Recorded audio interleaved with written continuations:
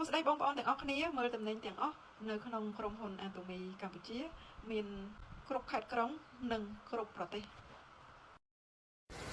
ផលិតផលមហាជនទីផ្សារធំផលិតផល Mac Brand ការធានាស្របច្បាប់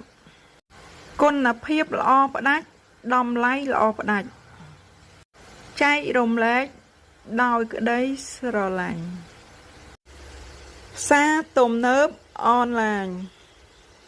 ប្រព័ន្ធគ្រប់គ្រងការទិញប្រព័ន្ធគ្រប់គ្រងការដឹកប្រព័ន្ធគ្រប់គ្រងអតិថិជន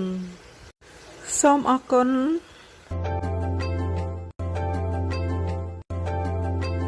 សួស្តីបងប្អូនទាំងអស់គ្នាមើលតំណែងទាំងអស់នៅក្នុងក្រុមហ៊ុន Atomy កម្ពុជា